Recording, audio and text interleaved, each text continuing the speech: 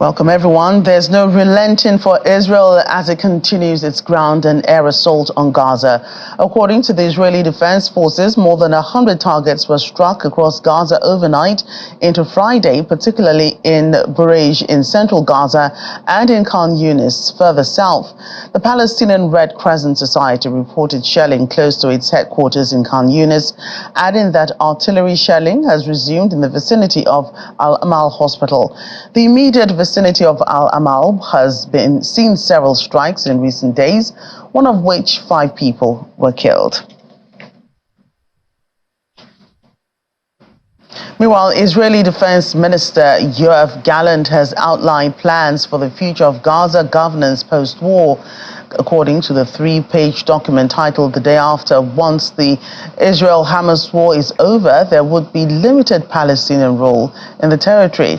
Mr. Gallant also noted that Hamas would no longer control Gaza and pose a security threat to the citizens of Israel, adding that Israel would retain overall security and control. Well, as expected, this proposal has been receiving backlash as far-right Israeli's finance minister Bezalel Smotrich criticized the plan, saying Mr. Gallant's plan for the day after is a rerun of the day before on October 7. United Nations officials have been speaking about the latest attacks on the Red Sea by Iran-backed Houthi rebels.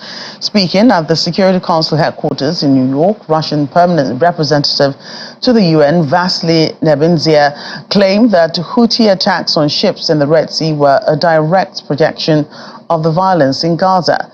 Meanwhile, Assistant Secretary General for Middle East, Asia and the Pacific, Khaled Khairi, says the United Nations continues to warn against the adverse political, security, economic and humanitarian repercussions of the military escalation in the Red Sea and the risk of exacerbating regional tensions. The Houthi leadership, which has announced its support for the Palestinian people in the ongoing war in Gaza, control much of the northern Yemen, including the capital, Sana'a.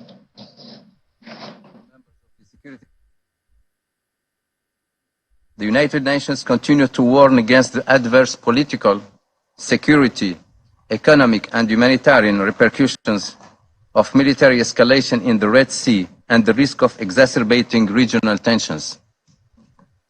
Continued Houthi threats to maritime navigation, coupled with the risk of further military escalation, remains of serious concern and could potentially impact millions in Yemen, the region and globally.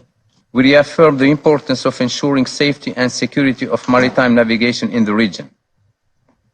In that regard, we also call for the immediate release of the Galaxy leader and her crew, which was seized by the Houthis on 19th of November. We reiterate that such incidents originating from Houthi-controlled areas of Yemen must stop. No cause or grievance can justify continuation of these attacks against the freedom of navigation. As to the overall situation in the region, we encourage all concerned parties to avoid further escalation and de-escalate tensions and threats. This is critical so that traffic through the Red Sea can return to its normal state and the risk of Yemen being dragged into regional conflagration be avoided.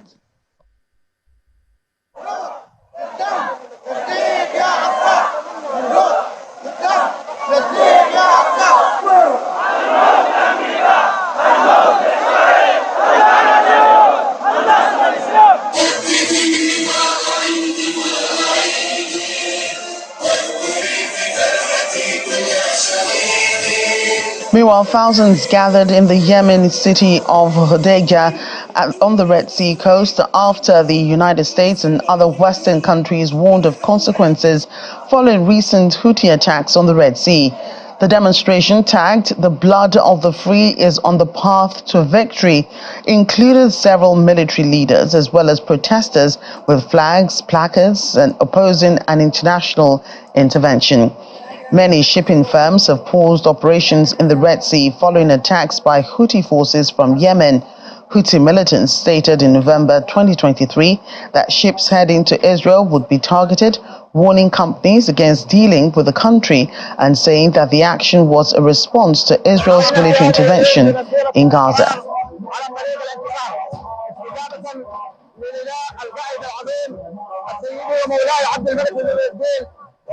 In the meantime, child vaccination efforts have resumed in the Rafah city of the southern Gaza Strip, with thousands of doses available after nearly 3 months of fighting. The Palestinian Health Ministry announced this week that thousands of doses would enter Gaza through the Rafah crossing with the aid of Egyptian storage facilities. The doses were purchased by the Palestinian Health Ministry and also donated by UNICEF. Supervisor of nursing clinics in Khan Yunis and Rafah, Dr. Kamal Al-Dawoodi, says the resumption is a very positive step, adding that vaccinations for polio, tuberculosis, diphtheria, tetanus, hepatitis, among others, were all covered.